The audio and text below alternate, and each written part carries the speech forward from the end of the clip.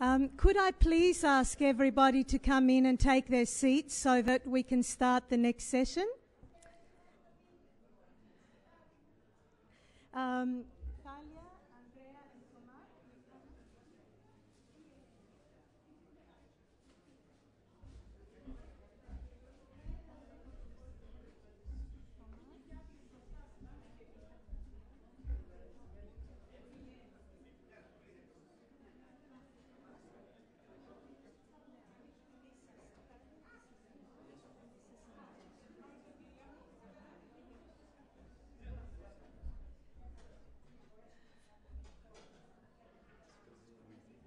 Oh dear.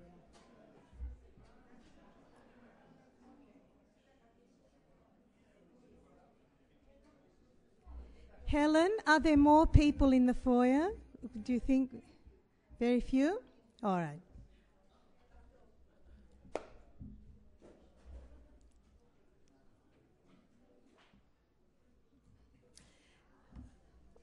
All right.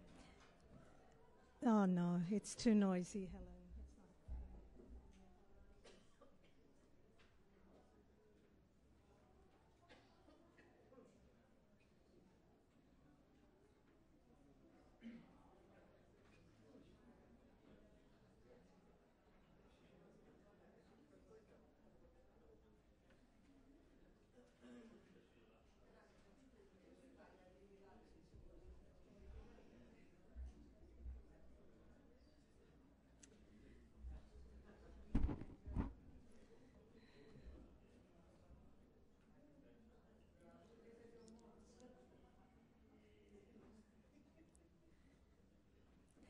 All right. I'd like to welcome everybody to our second session for the Antipodes Writers Festival.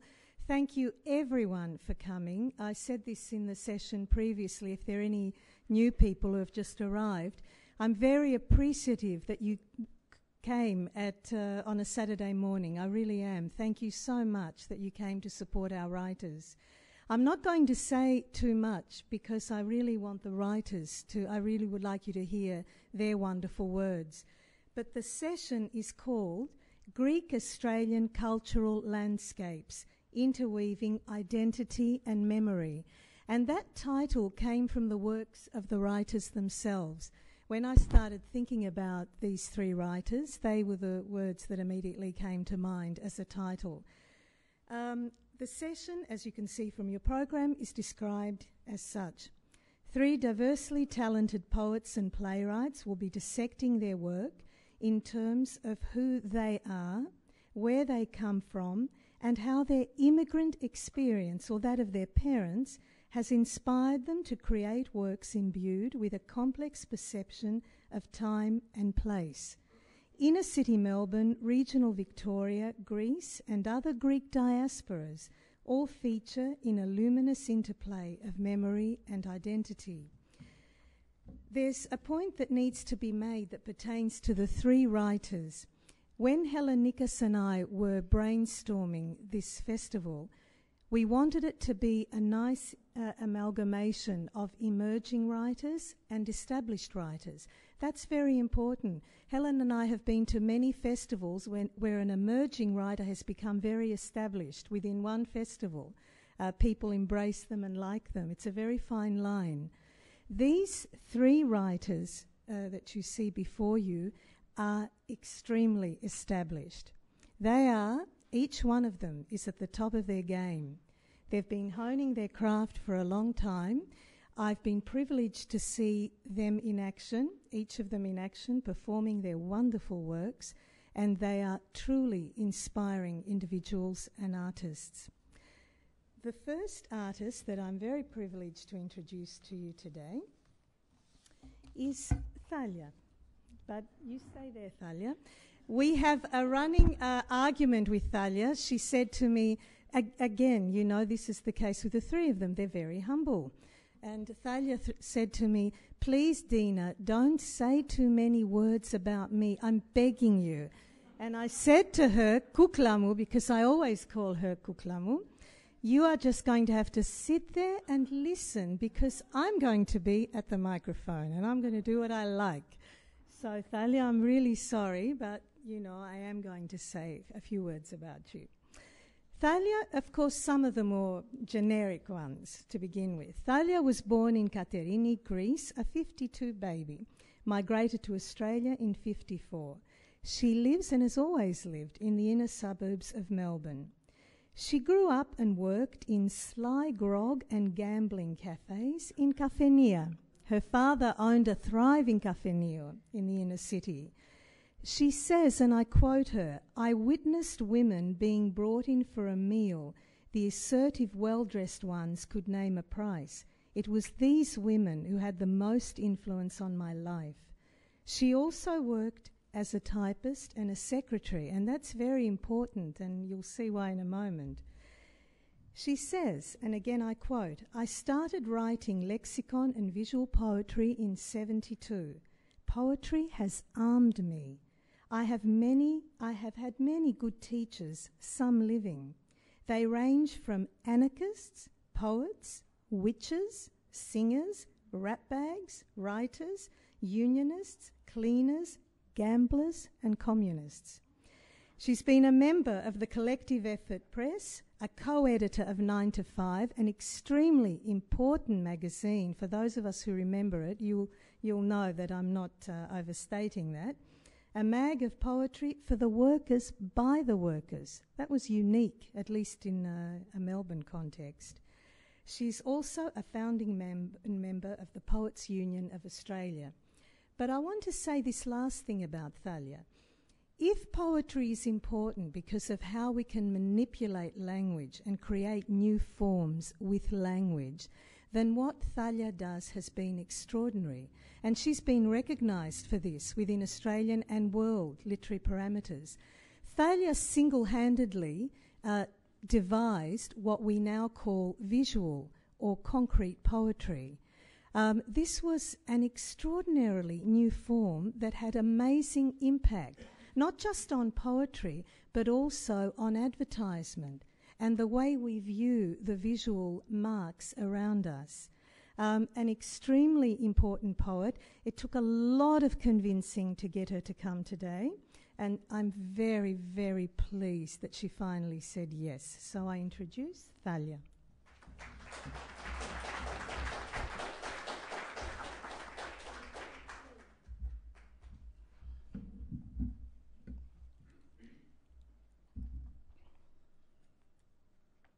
Kafenia. The windows are yellow from all the smoking. Even the Parthenon poster has yellowed, and the Acropolis has a musty sky. As the smoke hangs in the air, no one notices. In the corner, 8 men are gathered around the table, fanning their hand. In front of each player, the remainder of last night's pay. Their top shirt button open, ties loose, eyes sharply relaxed. Straight whiskies are drunk without a toast. Without a toast. 1962, Pitt Street. In the Athenaeum Club, the gamblers are still at it, at £5 an opening. It's Saturday morning. The butcher and the greengrocer are dressing their shop windows. The delicatessen is sweeping the pavement. But upstairs, the room is filled with smoke and concentration. The cleaner goes about his work quietly, not to disturb the gamblers. There's a knock at the front door. A woman enters with 2 children, one in her arm, the other holding her hand. She asks to see the boss or Arthur, but he's not in. She heads for the gambling table behind the curtain. The cleaner is puzzled, attempts to bar her way. The woman knocks on the door panel, walks in. "Who wants a woman for £10? And immediately rips off her blouse with her free arm, exposing her naked breasts. "Don't be ashamed, come with me. I need the money to feed my kids. They haven't had any milk for 2 days. The boss grabs her hand, takes her clothes, and gives her £20 to get out. Her husband stands up, white from embarrassment. She spits on him. He staggers back, his chin trembling. The cleaner leans on the mop, opened mouth, staring at the woman as she walks out with her 2 crying children. Easy Street. At the mouth of the freeway, an old warehouse still stands. Buggered, it watches the torrent of cars come to a crawl. Call up a memory of blistered tarred roads ready to pop at a touch, of billy cart wheels and ice cream treats, and the whiff of the honeysuckle sail down our street. From where we are here to the far end of this street, houses stood shoulder to shoulder, in between and side by side, the factories and shops. Another auctioneer's bell heralds a crowd to bid, and the bod from across the street, exasperated by the proceedings, pokes his finger in the air. Then another, "Here," he cries, "the full 5, then jerks his hand down to his side and starts to dance as the starlings and sparrows flee to the far end of the street, to the wino who stands at the crossroads, pacing as if on patrol. Parked cars line both sides of our street, and a frustrated sparrow chirps from branch to branch as pack-roving boys lap the street. Step out for some air. Dry heat is on the mount, and when you look into the night sky, it is time, the past, that greets you. Pull in a memory. No period in no detoxifying chamber can rebirth you. A whistle tuned is unravelled by the sweatshop door, then moves on to meet the grounds of the high-rise estate, where 2 youths have passed out on smack, and the echo of running shoes up residential streets is heard by a woman alone, watering her garden, and the milk bar attendant who sits knitting by the front door. Pull in a memory. No amount of yellow ribbons can drown out the volume of progress who's cut a piece out of the sky and allowed the Antarctic to burn. A stingray somersaults backwards in the warm ocean blue. Metre by metre.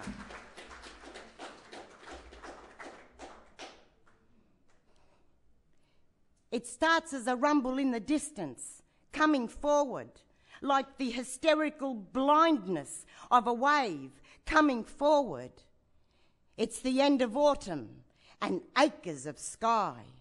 There's no sense in asking if the air's good when there's nothing else to breathe, and it's too hot in here for anyone that has blood in their veins. The Milky Way is a cannibal, and the great clean-up gets dirty.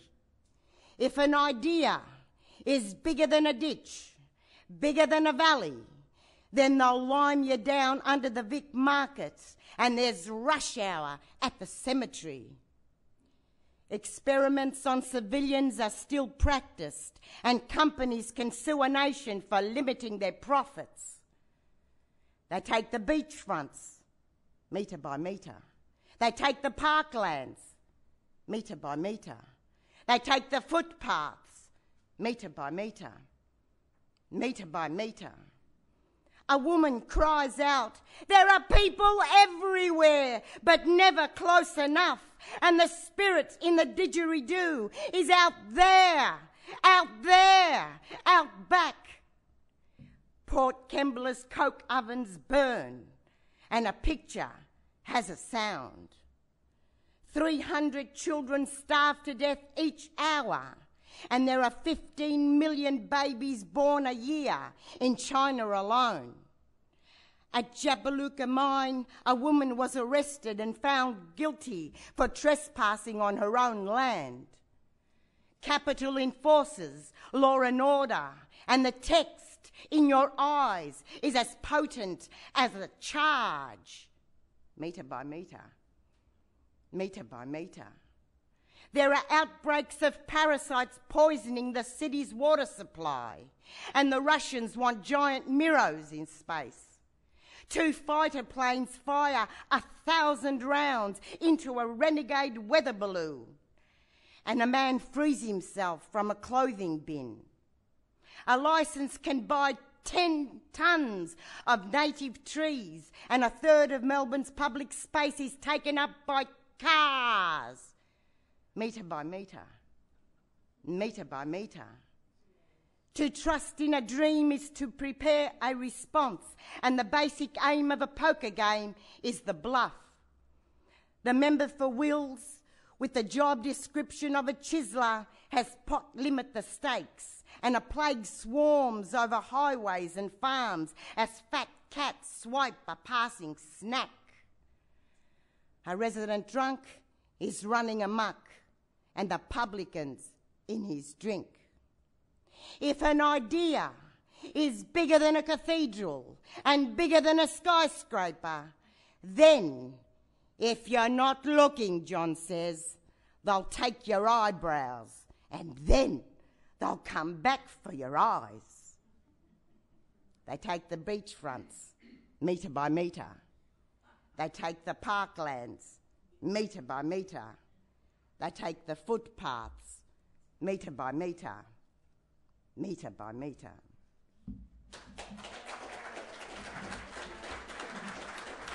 Mayday. Mayday.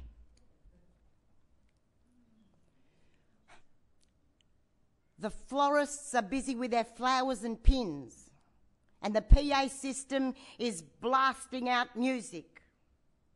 In the middle of a square, a party of 5 seated together talk about social unrest, unaware of the waiters' problems with the English tourists complaining about the tea. 2 blocks away, the police wait in small groups close to the riot vans with machine guns on standby. A block and a half away, 3 cranes on trucks are slowly making their way to Syntagma Square with banners flying, red. The students, the workers, the old guard, the new left, the conscious are all grouping, and the pamphlets are exhausted. Across the street, the expecting watch the assembly as rooftop cameras click and files update every minute. From as far as the ear could hear, flat shoes, runners, high-heeled sandals were moving forward, and all wearing red carnations. I'll just read one more. This is called Athens Minkles, with a salute to Sotiria Bellu. Athens Minkles.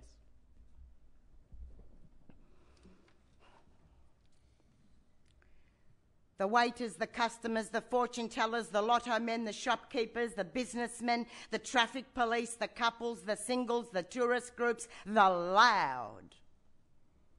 The moving vehicles, the noisy scooters, the open markets, the walking priests, the kamakya, the unexpected, the expected.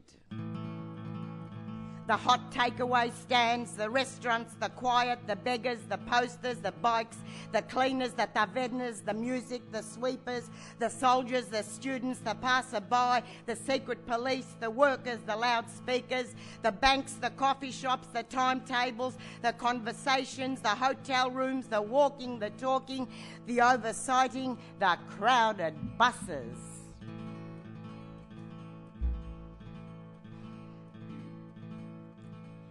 Minkles και μη λυπάσαι που βραδιάζει.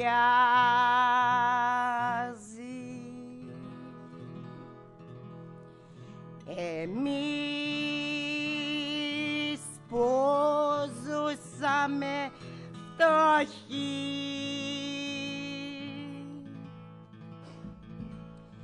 του κόσμου η βροχή δεν μας περάζει.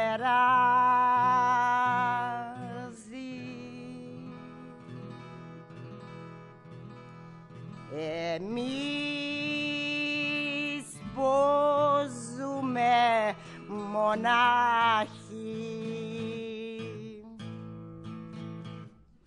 τα σπίτια είναι χαμηλά, σαν ερήμοι στρατώνες. Τα καλοκαίρια μας μικρά κι ατελειωτοί χειμώνες.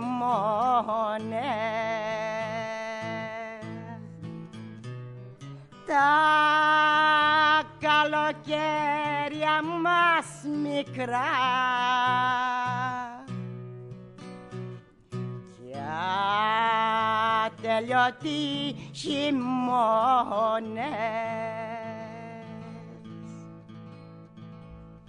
Μην κλαις και μη φοβάσαι το σκοτάδι.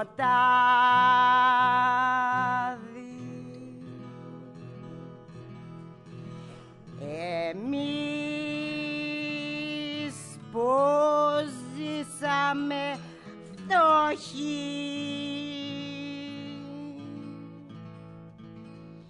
του κόσμου η απονιά δεν μας τρομάζει.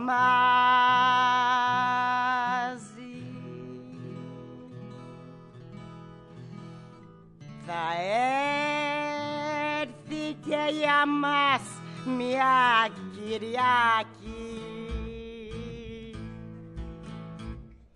τα σπίτια είναι χαμηλά, σαν ερήμοι στρατώνες. Τα καλοκαίρια μας μικρά κι ατελειωτοί χειμώνες. Τα καλοκαίρια μας μικρά κι ατελειωτοί χειμώνες.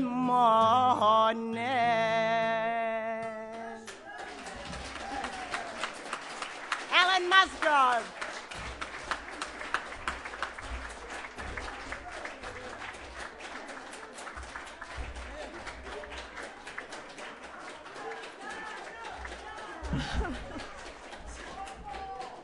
Oh my God. Jeez.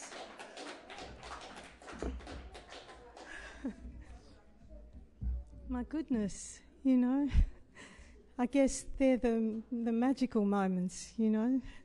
Just looking around the audience, and it was interesting, you know, when Helen, Nikas and I were discussing the festival, we said with each other that we would criticise ourselves much more than anybody ever could. Believe me, you know, when the festival's over, we'll get together and we'll look at what didn't work and, you know, and so on and so forth. And a gentleman said to me just before, «Αχ, κυρία Ντούνη, ωραία τα κανονίσατε όλα, να ακούγαμε λίγα ελληνικά παραπάνω». Now, η Thalia, και είναι καλή παρατήρηση, πρέπει όλα να τα δεχτούμε. Δεν μπορούμε μόνο να δεχόμαστε τις ωραίες παρατηρήσεις, you know, the good commentary. That's a very valid point. Now, Thalia well, she came here when she was a baby. She's very little. She's a second-generation person. And she moved us with her Greek singing of this beautiful song. So can we please give Thalia another round of applause?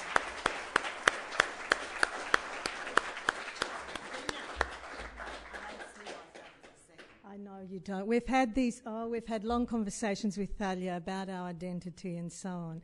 All I know is that was spectacular. The next person, I told you, as I said to you, these people are very established in their fields. They're at the top of their game. With Thomas, it's really difficult to know how much to say in his introduction because he has done so much. His body of work is extraordinary. But I'll read a few things that I think are very important. First of all, Thomas completed his... Thomas Papathanasiou, the second speaker, completed his training in all aspects of theatre at Curtin University, Theatre Arts and Literature, and WAAPA. Now, I know from my daughter that there are, certain places that are impossible to get into if you want to do anything in the creative arts, and WAPA is one of them. So I know that word, and I know that just getting in there is a feat in itself. And he specialised in music theatre. And he's since performed in many theatrical productions as well as on TV and in short films. In July 2006, Thomas travelled to Greece on a scholarship to study the rehearsal and production processes of the National Theatre of Greece as they prepared for the summer season at the World Heritage-listed ancient amphitheatre of Epidavros. His self-devised solo show, Looming the Memory, which examines identity, memory and displacement, and which I've seen, and which was brilliant, has been performed to successful seasons in the 2006 Adelaide Fringe Festival, 2 seasons in Perth, where it won him Best Actor in 2006 at the Western Australia Guild Equity Awards, and Best Production in the 2007 Blue Room Awards. I cannot tell you how difficult it is for a person really showcasing immigrant themes to win these awards. You have to pretty much be 1,000 times better than your opponents. That's extraordinary, Thomas. Then, in 2009, the Singapore Fringe Festival, Melbourne at La Mama Theatre, the 2009 Darwin Festival, and the 2009 New York International Fringe Festival. He has appeared in Don Quixote, La Fille Malgardée, The Nutcracker for Youth Ballet Western Australia, numerous other, really the list is almost endless. Many of you here, I'm sure, will remember him from Cafe Rembetika, a project examining the political and social turmoil of 1930s Greece and the rise of the urban Greek blues Rembetika, and on a larger scale to the relationship between displacement, music and subcultures, which had its world premiere at the Victorian Arts Centre in April 2009. Thomas has also engaged in other activities that really give people working in the creative arts area hope. He has also been awarded a lectureship at Curtin University, Charles Sturt University. He's lecturing in theatre arts there. He's continuing to perform, and he's just come to this festival from a sellout season in Perth. So we are very, very pleased that he was able to make time to join us today. Thank you, Thomas.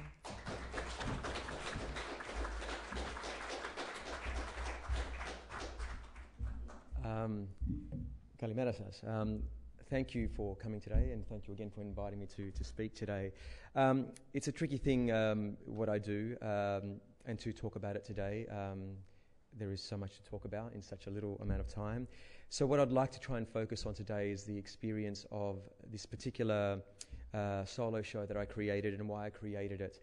And so I just want to briefly talk about it, this Looming the Memory, Φαίνοντας τη μνήμη, and also read an original excerpt, which then was at some point edited out of the show, because it's still evolving after all these years.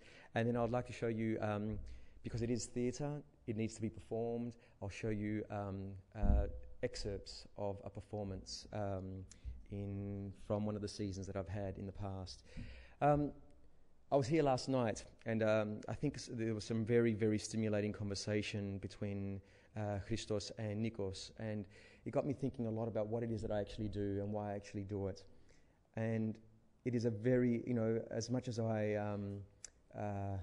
am blessed to have the opportunities that I do have, thank you to my parents who made the long journey to Australia, and I was born here. But I also understand that there are difficulties, especially in the areas that I've decided to pursue, which is in the artistic world. And it's to find the voice. And that voice, I think, has really been challenging to find. It has been very painful to, explore. But I guess ultimately the difficulties of being in a very, very judgmental industry where your look, who you are, is constantly being assessed, whether you get work or whether you don't get work, has forced me to then think, well, I must create my own work. And therefore, the work that I started to write came from one place, and that was who I am. And who am I? I'm a Greek Australian man who also lived in Greece as a boy. And I can't deny what lives in me, and traditions, and a rich, rich culture that I am so proud of. And I really wanted to explore that in my work, because I think all writers at some point in their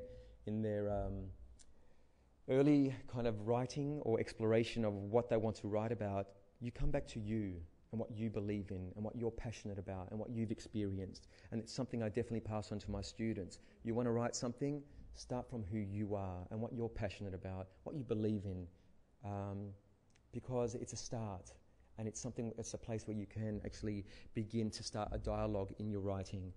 And so it began, this show, which I thought would last a season, and here I am 7 years later still performing it. And it's been a joy. It's been definitely a difficult journey at times. I have burnt out severely many times as well from trying to do my own work, because I not only perform it, but I actually have to do all the administration, all the budgeting, and there are times where it just catches up to you and you realise you've done too much. The show began its life as a monologue and evolved from there, and it was to do with these images, these memories I've had of being a boy in Greece, in this village close to Agrinio, on the edges of Lake Trichonidas. And it is a simple village, and yet for me it is the world. My grandmother, who's 94, is still alive, and she has inspired a lot of the show. I play 18 characters in it. It's pretty insane. And I've based it on one particular prop, a kurelu, that my grandmother made on a argallo, on a loom, when I was a boy. And I remember watching her make these rugs when they couldn't afford anything. And I was fascinated as an adult when she gave me one as a present. And of course it's gold. It's absolute gold for me to actually have this in my life. Because I realised that they went through hardships, and there was a point in their history where they couldn't afford to buy anything, so they just would tear up old clothes and make these rugs. And for me, as someone who would, beginning this writing journey as a theatre maker, as an actor, I thought, well, whoever wore those clothes, their memories are now in the rug. And that began this journey of the creating of the show as well. And so memory plays a vital, very big role in the play, because I do actually, even as a 2-year-old boy in this Greek village who loved chickens, I have extraordinary memories of the people, of the smells in particular, of the kapna, the tobacco, of the elies, of the ladhi, all these, the oil, that, it was rich in its simplicity, and I crave it. We live in a very complex world now, and I go back to the village, and for me, Athens is lovely and beautiful and exciting and has incredible, incredible history and things to do. But these villages that are dying out have extraordinary history and memory in them as well. And I spend most of my time talking to my grandmother or the older people, because they're the stories that count. They're the people who've experienced, God, where do you start? Where do you start what they've experienced? And so I wanted to honour them in my work and what they've done. And a history that, these villages, the mentality of the villagers who live in these villages can be quite tough. It's very microcosmic, these worlds that they live in. And there's gossip. And there's lots of things in it that make it really hard places to be. But at the same time, it makes it unique. And I definitely wanted to explore all these stories, including my family's past, these memories that I don't have a part of, but they're part of my family. And they're tough stories to deal with. I'd listen to these stories and kind of think, how could people be so mean to each other? You know, how could they do things to each other where revenge and anger and jealousy, all these big emotions played such a massive role. But also at the same time, I wanted to explore how, you know, a few generations later, here I am, a young man in Australia, trying to grapple with these people and find a way to unshackle myself from who they were and what they did so I could be free enough to embrace my own life ahead of me, to know that they existed, but to also know that I can't carry what they've done. So it was an exploration of a lot of different levels of memory and honouring of my parents' journey and my grandparents. So what I'd like to do is actually read this excerpt from one of the original pieces of writing I did for the show. And as I said, the show has evolved quite a lot. So this ended up being cut from the show because I actually was saying it throughout the show. So this 2-year-old boy living in a Greek village with his sister, away from his parents. I didn't see my parents for 15 months. I didn't know who they were when they came to pick me up. So the world that lived for me there still exists in me. And this is what came out of a writing process. Flick, flick, flick. Slide projections. I see glimpses of what was. Flick, flick, flick. The air is cool and damp, somehow like I remember it. I hear the cries and yells of excitement, then the silence of concentration, the buzz of a fly, the chirp of crickets, the smell of earth and tobacco and summer. I never knew that summer could have a smell, but in my memory it does. And those closed doorways open, and the light is bright. I was here only briefly, a long time ago, a very long time ago. Numbers, letters, songs, dancing, chaos, order, happy, pain. I seem stuck here, my feet planting themselves into the floor like roots, deep roots that bury into the heart of the mountain and into the subterranean cool rivers of pure water, stretching into the tunnels and caves that lead me to the lake, where I swim and dive through the nets of the fishermen and frolic with the children playing and splashing each other, letting the currents take me to the great depths where people's remains lie silent and peaceful, and into the mouth of a fish that is swept up in the beak of a bird and released into the hands of a boy who whoops with delight. And at dinner that night, I feed his soul and enter his blood, dispersing myself into his every corner, his every cell, and am exhaled on his breath as his father kisses him goodnight, and am burnt in the ashes of the cigarette that he smokes in the night air, to fly as an ember, to settle as ash, to lose myself in the sun and the moon, and in the end know that I am part of it all, and I know who I am. So that's one little bit that didn't make it to the show. So it's, as I said, it's been a really long journey. It's been an exhilarating, rewarding journey as well of having the privilege to perform the show not only in Australia but in other places like Singapore and New York. And in Singapore, here I was thinking, how are the Singaporeans going to understand my show? It's set in a Greek village. I speak Greek in it. I play all these characters that live in a particular world in this village and in all our villages, in all our pasts. Those of you who are Greek or have experience of Greekness. And I performed it there, and there was a line of people after the show, all these Singaporeans who wanted to speak to me about the work and how they wanted to, they identified with it. My auntie's just like your auntie. Oh, that happened to us as well. I know this. I'm thinking, you're Singaporean. I'm Greek. Where's the connection?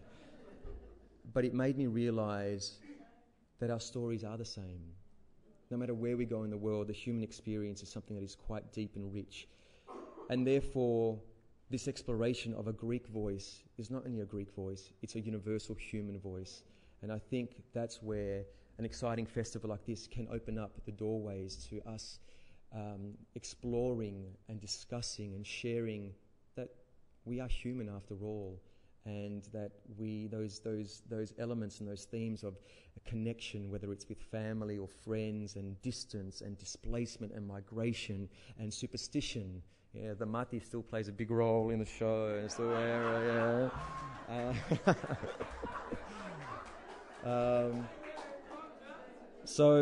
But they're universal themes, and that's the power of theatre, and that's why I love to do what I do. And at some point, when I find the courage and the inspiration again, I will sit down and write. It's a difficult process. But, you know, and my show, and then Cafe Rebecca, and these other little shows that I've created, they're all a birth of a child. And it's hard to, the gestation period, unfortunately, is not 9 months. I wish it was. It's longer. And it can be a painful experience actually giving the birth, because you have no idea how anyone's going to experience it. And to be honest, I think when I first performed Looming the Memory, which is one of the seasons that Konstandina saw, amongst other people here, I was petrified, because I thought, this is me, this is quite a personal story, this could be the end of my career, in terms of the way. It wasn't because I thought, okay, I might crash and burn, but because I was putting everything I believed in on the line. And I thought, well, if people can't relate to it, then I gave it a go, you know. And but it worked out, and I think it's been, as I said, very rewarding experience ever since then. So let's have a look at some excerpts from the show, and we'll see what happens. So thank you.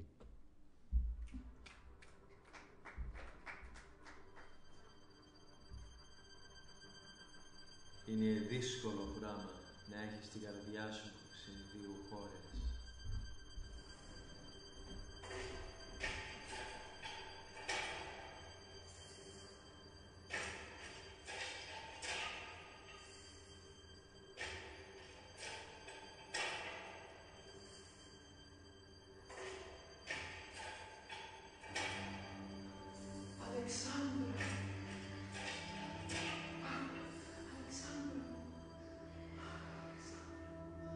She tears the dress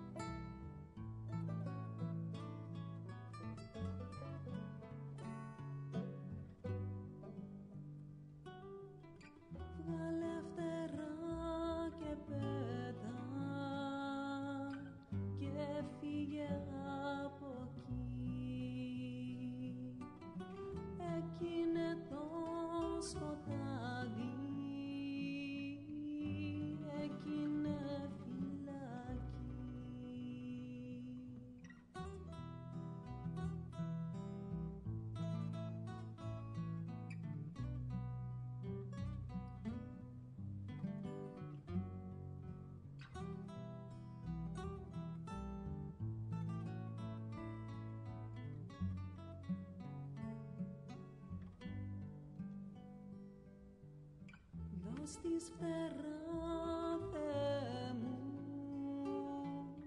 να φύγει να σωθεί και κράτα τη στο χέρι, στο δρόμο μη χαθεί.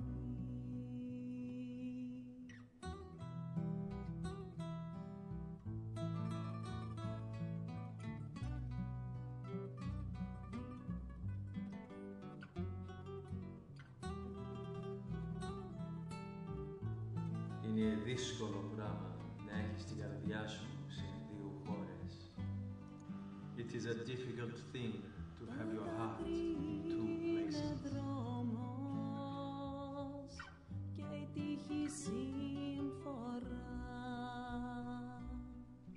κι ο πόλεμος ειρήνη κι ο πόνος η χαρά.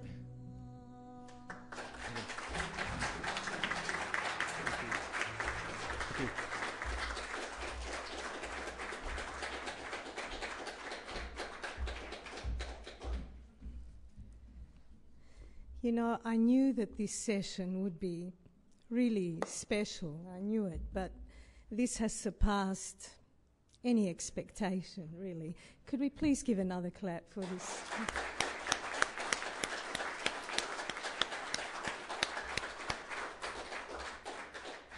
Well, I'm going to now try to compose myself and do justice to our third speaker's biographical details. As was the case with Thomas, I was very, very fortunate to go and see Andreas Litras' play, The Odyssey. What astonished me was two things. I had been in the theatre, Peter Lysiotis, who's there, I'd played with, been in Tess Lysiotis' plays, and I knew how hard it was to get a packed audience. You know, it's not an easy thing. Andreas' play was absolutely packed, a sellout, night after night. The night I went, the audience was also extremely diverse. Young people, I'm sure I can see people nodding who went and saw this brilliant play. Young people, old people, Greek, of all nationalities. It was just extraordinary, a beautiful, resonant piece. I'll read you a few notes about Andrea. Andreas Litras is a graduate of the John Bolton Theatre School in 1992. Since graduating, Andreas has worked as an actor with various companies, including the Woolly Jumpers in Victoria, the Melbourne Workers Theatre in Victoria, Theatre at Large in New Zealand, Salamanca Theatre Company, Tasmania, Zutango Theatre Company in Tasmania, Terrapin Puppet Company in Tasmania, and Theatre Alfresco, also in Tasmania. He has worked as both a teacher and director, and has also has several writing credits to his name, including the co-adaptation of the Roald Dahl's children classic, The BFG, for Terrapin Puppet Company. I heard magnificent reviews of that production from a number of people who saw it. In 2010, Andreas was an ensemble member of the Melbourne Workers Theatre Orgie-winning production, Yet to Ascertain the Nature of the Crime. His solo performance Odyssey has toured nationally and internationally to critical acclaim, with seasons at the Adelaide Festival in 2000, the Melbourne Festival in 1998, Carnevale in Sydney 1999. Internationally, the performance has toured to the Barbican in London 2001, as well as performances in Malaysia, Canada, Singapore, New Zealand and the USA. Odyssey won the New Zealand Listener Award for Best Play in 2002 and the Drama Victoria Award in 2000 for Best Performance. And again, I reiterate what I said in relation to Thomas. When you are of immigrant background and you're vying for these awards, I stand by that. You have to be 100 times better than your opposition to win. So that's absolutely exceptional, Andrea. The Odyssey was published by Currency Press in 2012. Could you please give a very warm welcome to Andreas Litras?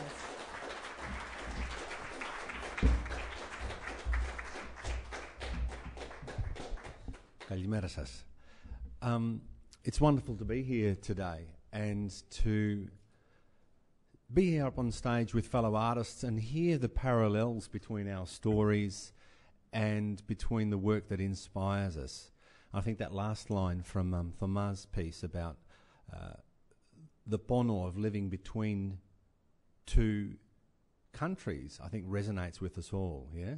Να ζήσουμε ανάμεσα από δύο χώρες. Because I think that's what we do as migrants and the children of migrants. We have to live between these two cultures, the culture of our heritage and the culture of the country that we have arrived in or that we are born into. And I also recognise some of the difficulties of being an artist that Thomas talked about, because of course when I was growing up, when people used to ask my mother, "Τι κάνει ο Andreas? What's Andrea doing?" She would say, "Ο Andreas παίζει τον Karagiozzi." And of course, Karagiozzi was her concept of theatre, but of course there was a slight barb in there, wasn't there? And so it was ironic that when I started performing, when I first created Odyssey, that Karagiozzi, the character, made his way into the play, because it just seemed that I had to be Karagiozzi in some way, because he's such an iconic character in the Greek history. But I think that comment summed up my mother's relationship to theatre and probably many migrants' relationship to the arts in general. Because, of course, when migrants come to a new country, their first aim is to provide psomi, to provide bread for their family. And that was the biggest concern my mother had when I became an artist. Θα σου δώσει ψωμί. We'll give you bread. And to be honest, there are many times when it hasn't. But that's the path that I've chosen, or maybe the path that chose me. I'm not sure what that could be. So today we're talking about identity and belonging is the way that I think about it. And for me, Odyssey had its genesis back in 1997 for a number of reasons. I was working as an artist and I wanted to create a piece of work for myself. I also wanted to earn some psomi so that I could eat. But I also wanted to find a voice in my work. And at that time, Pauline Hanson went into the Federal Parliament. And Pauline Hanson made her famous maiden speech in which she bemoaned the fact that Australia was losing its identity, that we were forgetting who we were. And she saw a future in which the Australian identity wouldn't exist. And I think the way that she defined Australian identity at that stage didn't include me and probably didn't include many of the people in this room. And I wanted to respond to that comment from her because I felt that my place in this nation was I had as much right to belong in this nation as she did or as anyone else. And so that's what sparked this concept of or my exploration of this notion of identity and belonging for me. So, of course, my parents came from Greece, my father in 1951 and my mother 10 years later as a proxy bride, proxenio. When my father wanted to get married, he sent back to his brother and said, "Can you find me a wife?" And his brother said, "Oh, I'm sure I can." And he asked around and got one photo of one woman from one village and another from another and sent those photos over to my mother, over to his brother. He couldn't decide, so he went to a cousin and said, "Τι νομίζεις? What do you think?" And he said, "Take this one. She looks nicer." But it always made me wonder, who was the other woman? And what if my father had chosen her? I wouldn't exist. It was like one of those science fiction films where the possibilities are endless. But my mother came to Australia and they were married, and I was born in Ballarat. And I grew up in a fish and chip shop. Much like Pauline Hanson's, I guess. But I'm sure our fish and chips were better. And I guess for me, the notion of identity and who I was, when I was at home as a child, of course we spoke Greek, but then when we went to school, we spoke English, and we'd come home and my parents would speak Greek and we would respond in English. It was only natural. And it wasn't really until my father's death, when I was 9, that things changed drastically for us as a family. And there were a few causes. One was that naturally my mother, being a young widow and trying to make a living on her own, she had to withdraw into herself and keep the business going and help her family survive. And the community also withdrew from us. And my response to that, I think, as a teenager, was partly in response to that, but partly in response to wanting to be like everybody else. And for me, I thought the thing that made me different was the Greekness. And so I went about a process of trying to eradicate that from myself, not consciously, but just slowly, step by step, by not speaking Greek, by not wanting to go out to Greek events, to Greek functions. If there was a dance, I always had homework to do. There were things, because I thought that if I could do that, then maybe I could be just like all my friends at school, that I would be like everybody else. And so before I knew it, I became a stranger to my own culture. And I think this became crystallised for me when I came to Melbourne to study, when I went to Melbourne University, and suddenly I was in Melbourne, at Melbourne University, and there was this Greek club at Melbourne University, and they terrified me because they were so Greek. And I was so not Greek, or so I thought. And I would see them in the cafeteria having their meetings and doing things, and I did not have the courage to go and be part of that because I felt that I didn't belong. And so the path for me to go back to the culture, to reconcile that, happened many years later. I walked into a restaurant in Collingwood, a Greek restaurant called Fetters, and I said to the manager, because at that stage I was needing to get some work, and I said to the manager, look, I'm looking for some work as a waiter. I've worked as a waiter before, and I don't know if it helped, but I'm actually Greek. And the manager looked at me and he said, really? Are you Greek?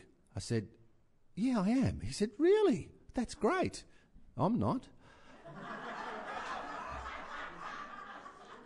And his name was Malcolm. And Malcolm thought, this is a great idea. He said, because if you work here, when you go up to the customers and speak to them, and if you say to them you're Greek, and if they say no, then, and you are, then, and you, even though you don't look it, then they might believe that I'm Greek, even though that I'm not. And so that's why Malcolm gave me the job. So for me, it was a really interesting place because that funny little story was a turning point for me because it was the point in my life where I decided that I did want to identify with being Greek. And so I would go up to the tables and speak what little Greek I had, and they would say, "Is Elianas?" And I would say, "Yes," and then they would speak to me further in Greek. And I couldn't respond. And I felt ashamed, of course, because I was calling myself something and I felt that I couldn't be that.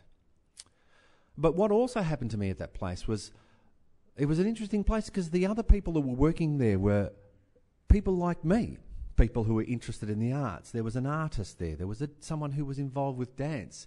And I realised that there was a community that also valued the choices that I made, that valued the arts. And I think it's not that strange, is it? Because we're so proud of the ancient Greek history and of what are the ancient Greeks known for culture and civilization. So it's not odd that that fire burns within many of us, and those people within this room, because that's why we're here. And so that process of working in fetters sent me on a journey, and of course that journey naturally took me back to Greece. And I went back to Greece. And when I was in Greece, I realised some fundamental things. The fundamental things I realised was that even though I tried to deny or to bury that part of me, that it was still there. That in my veins ran pure olive oil. And the rhizis was still there. And I wanted to be part of that community. But then that community also told me that I didn't belong there either, because they called me Don Avstralo, the Australian. And I realised that they were right, because I didn't feel Greek. Because when I looked at them and I thought, hold on, if you're Greek, then maybe I'm not after all, because I felt fundamentally different to the Greeks in Greece. I felt the way that I thought, the way that I was different. And I think it's true, because you can't take a seed and plant it in different soil and expect it not to grow up differently. It will have different characteristics. Because when the migrant leaves the country behind, of course the country keeps changing. But also the migrant changes, as do they change the country that they're in. And sometimes the changes are so subtle that we don't even realise. Someone told me a story once, someone who was born in Greece, left Greece as a young man, 20 years old, came to Australia, was in Australia for 20 years, went back to Greece, went into a shop and started speaking to the people. And the people said, "Apo pou isi? Where are you from?" He said, "Up to Korea." I thought, No. Where are you from? Are you Canada, America, New Zealand, Australia? I can't tell. I'm from Australia. How do you know that I'm not from here? He said, "My Greek is perfect. I grew up here. I speak Greek." He said, "Yeah, your Greek is perfect. Absolutely. But you said please."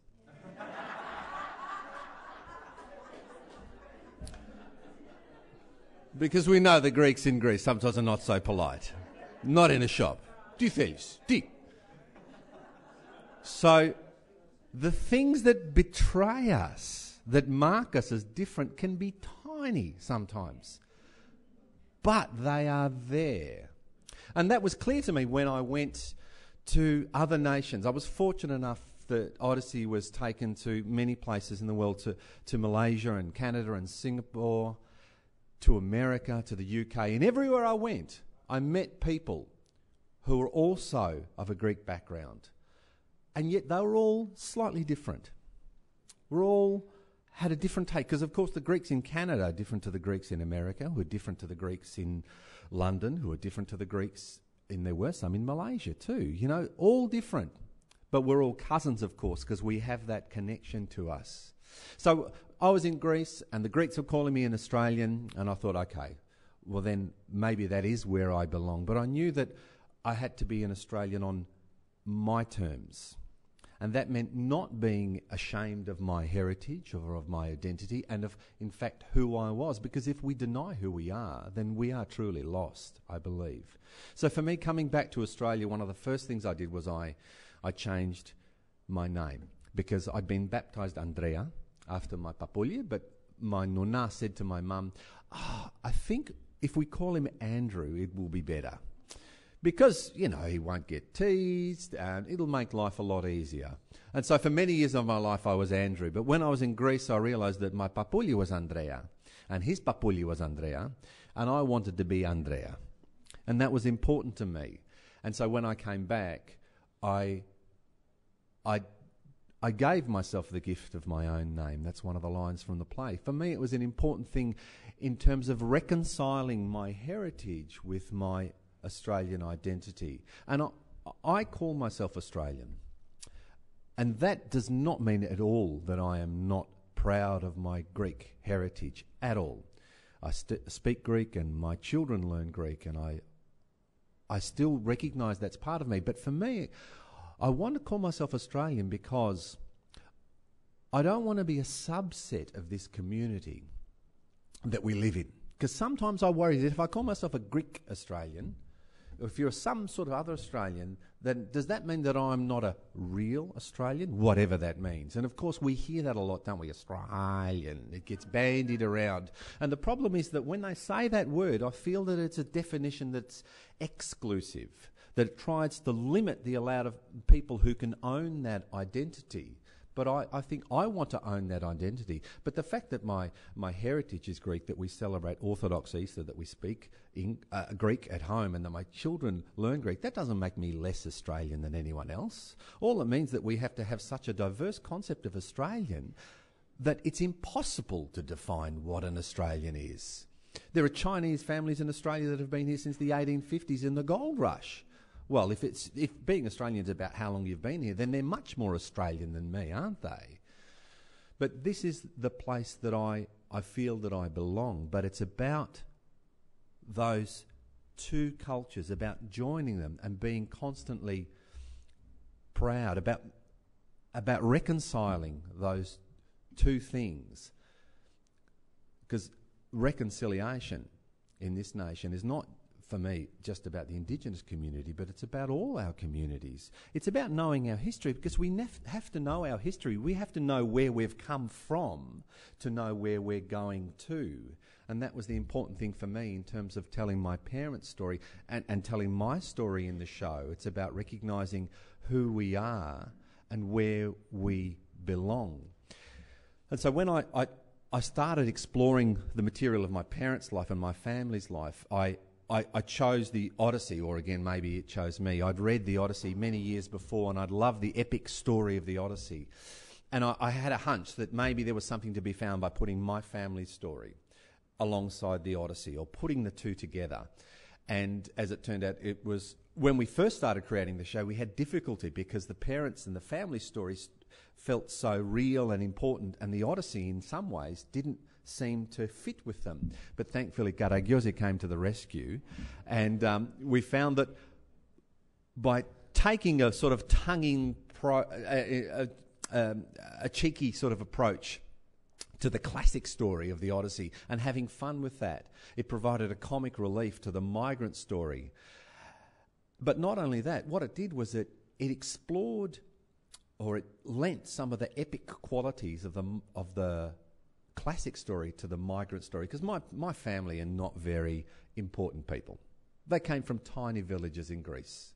And so, but I guess what putting the Odyssey alongside my family story did was it allowed us to explore what are the epic things that migrants do? What are the extraordinary things that very ordinary people can do? And so for my mother, when she left Greece as a 20-year-old woman, went halfway across the world to marry a man that she'd never met, a man that had only ever chosen her from a photograph. And she went to a country where no one, where she didn't speak the language, where she actually knew nobody, to start life. And when she arrived, she met my father, who was 20 years older than her, who was bow-legged and balding, and knew that that was going to be her life. That's an epic act. And so it seemed only natural that this domestic story, this tiny story about a very ordinary family, should be put on a scale next to something as epic and huge as the Odyssey. And I think that's the thing, that those stories about unimportant people, which are epic, are also the stories of the history of this nation, of our community, but they're also part of the history of this nation. And that's why I wanted to create this show, in response partly to Miss Hansen, to say that this story about this very unimportant Greek migrant is a part of this history of this nation, and it's something that we need to celebrate and that nobody can deny. Because this is our home. It's the home that we've chosen. Thank you.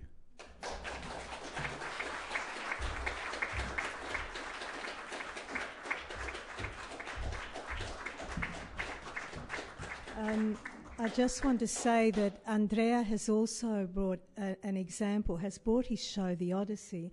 And I think what we'll do, Andrea, if that's all right with you, why don't we pop it on while you're having a tea, coffee, something to nibble on? And those of you who'd like to, and I'm assuming that's everybody, will come back and have a look at it. Andrea, that was absolutely just so beautifully articulated. You know, thank you so much. That was really beautiful. You know, I just thought that session was just magnificent. You know, I'm so appreciative. I'm really stressing this again, that you came out on a Saturday morning and that you witnessed these beautiful, beautiful and memorable presentations. And I stress again that these three artists in front of you, Thalia and Papathanasiou and Andreas Litras, they really are at the top of their game. And why I have such inordinate respect for them is that they're at the top of their game. They're recognised in Australian mainstream circles on their own terms. as Australians or Greek Australians or Greeks, but people with a Greek heritage on their own terms. Can you please give them a very warm applause?